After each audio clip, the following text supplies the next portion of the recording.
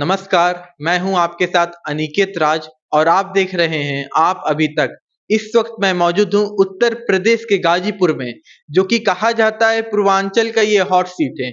हमारे साथ खास मेहमान मौजूद हैं, भारतीय जनता पार्टी के जिला अध्यक्ष गाजीपुर सुनील सिंह जी। सर, आपका सबसे पहले आप अभी तक में बहुत बहुत स्वागत और अभिनंदन है। धन्यवाद। आप सब लोगों को भी नमस्कार। सर, मेरा आपसे सबसे पहले सवाल है कि उत्तर प्रदेश के गाजीपुर में नए प्रत्याशी के रूप में पारसनाथ राय जी आए हुए हैं। कल उनका नामांकन सभा हुआ, जिसमें उत्तराखंड के मुख्यमंत्री पुष्कर सिंह धामी, उत्तर प्रदेश के उप मुख्यमंत्री ब्रिजेश पाठक और कैबिनेट के मंत्रिमंडल के कई सारे मंत्री यहाँ पे आए थे। सर, इस पे क्या कहना चाहेंगे आप?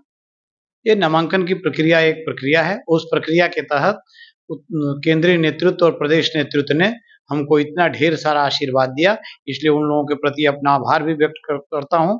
और इतना देख करके गाजीपुर जनता को भी गर्व महसूस हुआ कि हम सब लोगों के बीच में भारतीय जनता पार्टी ने ऐसा प्रत्याशी दिया है कि जिसको आशीर्वाद देने के लिए इतने लोग जब आ सकते हैं, तो उनको सांसद जब हम बनाएंगे तो गाजीपुर की विकास की धारा किस गति में बढ़ेगी, यह गाजीपुर की जनता को कल विश्वास हो गया है।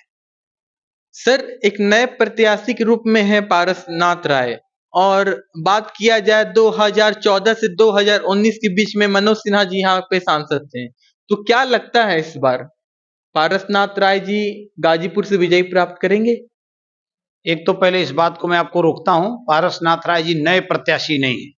पारसनाथ राय जी और किसी भी लोकसभा विधानसभा में जब चुनाव होते हैं तो पहली बार जो टिकट पाएगा उसको आप नए प्रत्याशी कह सकते हैं। इसके अलावा कोई नया वो नहीं है। कार्यकर्ताओं के बीच में पिछले 40 वर्षों से लगातार सक्रिय हैं।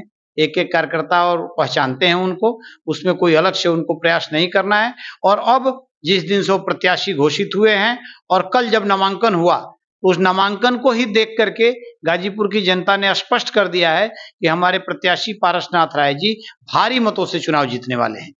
उत्तर प्रदेश में 80 सीट है, और इस बार क्या लगता है 80 में से कितने सीट आने वाली? और प्रधानमंत्री जी का एक लक्ष्य है विकसित भारत, जो प्रत्येक सभा में प्रधानमंत्री जी कह रहे हैं कि हमारा जो संकल्प है वो 2024 लोकसभा चुनाव नहीं है, 2047 है। ये सामान्य रूप से आप सब लोगों को ठीक पड़ता है कि मोदी जी जिस बात की गारंटी देते हैं वो पूरा भी करते हैं। मोदी जी ने कहा है कि विकसित भारत हम बना के रहेंगे, तो विकसित भारत बन के रहेगा। और उस प्रक्रिया में तेजी से चल रहा है। भारत तीसरी बड़ी अर्थव्यवस्था पूरे विश्व का, पांचवी बड़ी अर्थव्यवस्था विश्व की बनी हुई है। और तीसरी बार जब सरकार में मोदी जी आएंगे तो विश्व की सबसे तीसरी बड़ी अर्थव्यवस्था बनने जा रहा है। विकसित भारत का लक्ष्य उन्होंने जरूर रखा होगा 47, लेकिन वो मुझे लगता है कि उसके पहले ही पूर्ण होकर के रहेगा। सपा से गाजीपुर के प्रत्याशी अफजाल अंसारी और भारतीय जनता के प्रत्याशी पारसनाथ राय, तो दोनों में क्या मुकाबला होगा इस बार? कोई मुकाबला ही नहीं है। सपा के जो प्रत्याशी अफजाल अंसारी हैं, अभी वो खुद ही नहीं तय कर पा रहे हैं कि हम प्रत्याशी हैं कि मेरे घर से कोई और प्रत्याशी होगा। वो स्वयं अपनी सभाओं में परिचय अपनी बेटी का करा रहे हैं। अब किन कारणों से करा रहे हैं मैं नहीं जानता, लेकिन मुकाबला कोई इसलिए नहीं है कि गाजीपुर की जनता ने पहले भी उन लोगों को देखा है जनप्रतिनिधि के रूप में, और पिछले 5 वर्ष सांसद रहने के दौरान काम करने की बात छोड़ दीजिए, लोकसभा में एक भी भाषण गाजीपुर के विकास से संबंधित उन्होंने नहीं दिया है। इस नाते गाजीपुर की जनता पहले से ही मन बन जा चुकी है कि केवल और केवल भारतीय जनता पार्टी को चुनने वाली है।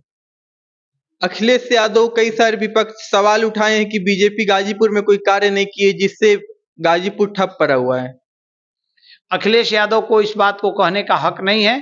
अब अखिलेश यादव के पास अनर्गल बातों के कहने के अलावा और कोई चारा नहीं है। उन लोगों के ऊपर मुझे कोई टिप्पणी नहीं करनी, क्योंकि जनता स्वयं जानती है कि समाजवादी पार्टी से विकास की बात करना या आशा करना बेमानी ही नहीं बल्कि पूर्ण बेमानी है। इस नाते उस पर मुझे कोई बात नहीं करना है। गाजीपुर के विकास के जहां तक आपने बात कही है, तो 2014 से 2019 तक में जो गाजीपुर ने विकास की जिस सीढ़ी को छुआ, जिस पायदान को छुआ है, मुझे लगता है कि आप वही कार्य आज भी चल रहे हैं और उन्हीं कार्यों का लोकार्पण आज भी हो रहा है। और इसलिए गाजीपुर की एक एक जनता जो हमें नहीं भी वोट देती होगी या नहीं देगी, वो भी आप दी रोल केवल और केवल ये कहती है कि जो विकास भारतीय जनता पार्टी ने किया है वो आज तक किसी ने गाजीपुर लोकसभा में नहीं किया है।